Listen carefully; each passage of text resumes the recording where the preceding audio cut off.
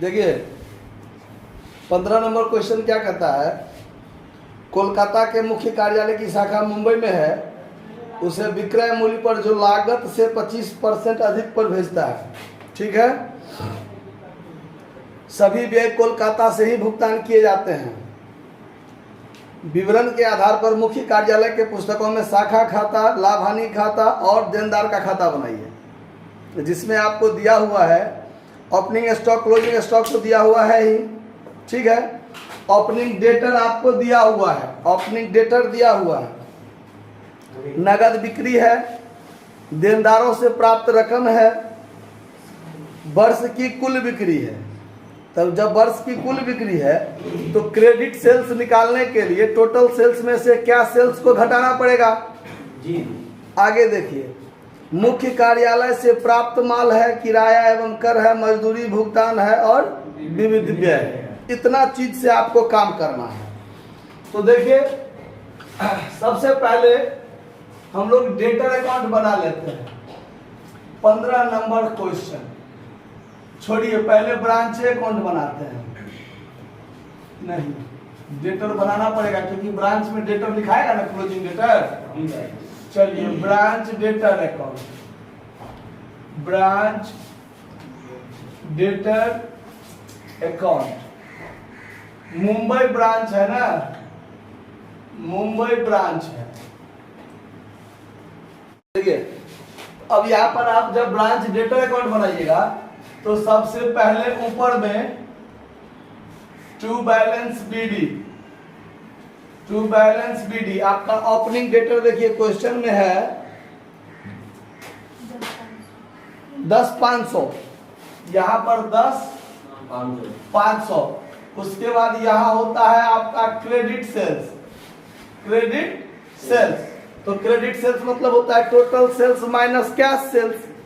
तो total sales देखिए सवाल में कितना है, टोटल सेल्स है 56,300 है ना, और नगद बिक्री है 15,800। 56,300 तो 56,300 में से 15,800 घटा दीजिए, 15,800 घटा दीजिए तो ये 500 बचा, ये 1 बचा और ये 1 नहीं बचेगा, यहाँ 0।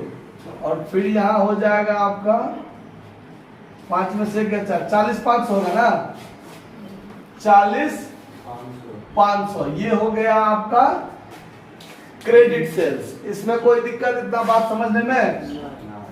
ठीक। अब आगे देखिए, आगे देखिए क्या कहता है इसमें, देनदारों से प्राप्त रकम है 27,200। देनदारों से प्राप्त रकम इधर लिखाता है cash received from debtor, cash received from debtor. कितना रुपया है? 27,200, 27,200। डेटर अकाउंट से रिलेटेड अब कोई बात इसमें नहीं बचा आपका, तो यहां पर टोटल कर दीजिए। टोटल हो गया 27,200, 27,200। इसमें से उल्टे कर दिए ना, संपत्ति है तो इस साइड का ज्यादा होगा ना, तो 50 1 51,000, तो यहाँ भी होगा 51,000। इसमें से इसको घटाइए और देखिए कितना बचता है, जो बचेगा बैलेंस सीडी 23,800। देखिए तो आंसर में है क्लोजिंग डेटर, क्लोजिंग डेटर। चलिए ये आपका एक चीज हो गया। अब आप बनाइए ब्रांच अकाउंट। क्या बनाइए? Mumbai branch account, Mumbai branch account.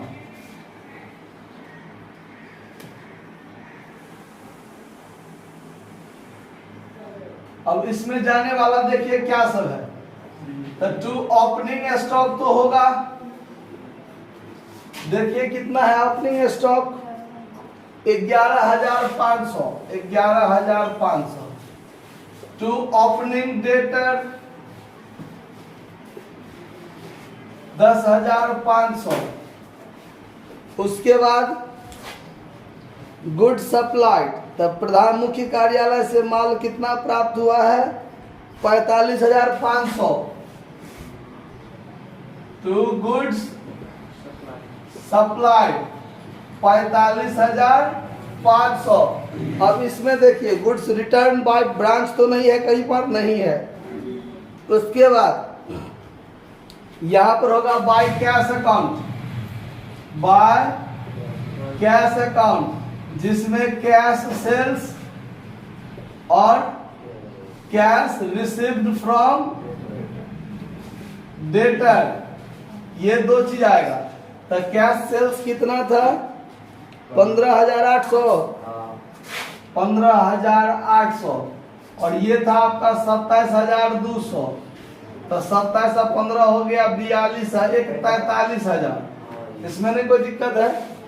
उसके बाद खर्चा के नाम पर देखिए, डेबिट में यहां पर दे दीजिए टू कैश अकाउंट एक्सपेंस, जिसमें rent and rates, rent and rates कितना है? रेंट एंड रेट्स है 2400, 2400। उसके बाद wages and salary, wages and salary 9600। Other expense भी है आपका, कितना है? 350। सबसे नीचे अदर एक्सपेंस या सन्ड्री एक्सपेंस, वही हुआ 12,350 हो गया। अब यहां आइए, बाय क्लोजिंग स्टॉक, तो क्लोजिंग स्टॉक कितना है? 5500। बाय क्लोजिंग डेटर कितना निकला था? 23,800। देखिए जितना आइटम इसमें था सब कुछ लिख दिया ना, कुछ बचा नहीं। चलिए अब होगा प्रॉफिट रिजर्व समाप्त करने वाली बात।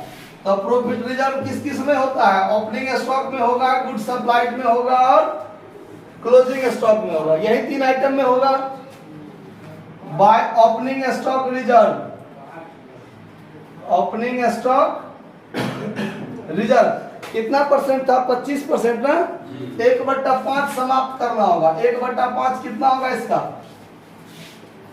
115 पर 00, 1/5, 5 से 5 गुना 10, 5 किया 15, 00, 2300। ओपनिंग स्टॉक रिजर्व कितना समाप्त होगा? 2300। हल्ला नहीं। उसके बाद by good supplied reserve, by good supplied reserve, तो ये कितना था? Good supplied 45,500। इसका 1/5 भाग हो जाएगा 9 × 45, 5100। कितना होगा? नहीं, 9100, 9100। 9 × 5 9 और 5 1 5, 9100 होगा प्रॉफिट रिजर्व इसका। ठीक है। उसके बाद देखिए ये जो क्लोजिंग स्टॉक का है इधर होगा टू क्लोजिंग स्टॉक रिजर्व, इसका 1/5 भाग 1100 हो जाएगा। सारा काम हो गया। अब टोटल जोड़ कीजिए कितना होता है? 83,007। क्रेडिट साइड का जोड़ 83,000। गलती नहीं कीजिएगा जोड़ घटाव में, हम आप ही के भरोसे हैं। ठीक है। हाँ, तो इधर भी 83,700। इसमें से टोटल को घटाइए, जो बचेगा to general PL account, general PL account profit कितना होता है? देखिए घटा के, जल्दी घटाइए। 2,750, 2,750। ये हुआ आपका ब्रांच अकाउंट का प्रॉफिट। अब एक चीज है और बनाना, वो है आपका ट्रेडिंग एंड पीएल अकाउंट। अब ट्रेडिंग एंड पीएल अकाउंट बनाते हैं, ध्यान दीजिए। सवाल लंबा है, देखिए। अब यहां बनेगा ट्रेडिंग एंड पीएल अकाउंट। अल्लाह क्या करते हैं आप लोग? Trading and PL account. देखिए of Mumbai branch, Mumbai branch for the year ending, तो सवाल में चर्चा नहीं है, फॉर द ईयर एंडिंग। चलिए खाली रह गया।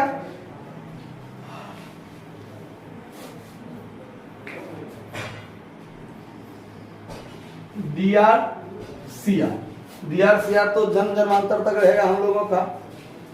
अब देखिए यहां पर सबसे पहले किसमें क्या होता है, to opening stock, to opening stock.